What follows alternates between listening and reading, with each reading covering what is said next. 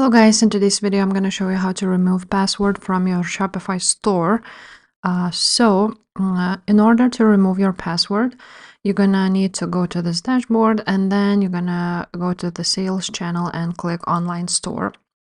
Now, as you can see, your online store is password protected. So to remove the password, you actually need to pick up a plan. Because, for example, now I'm on a free plan and for a few days and I cannot do anything. So to manage your password, you need to pick up a plan. So let's click manage password. As you can see, there is a password protection, which can only be basically edited when you pick a plan.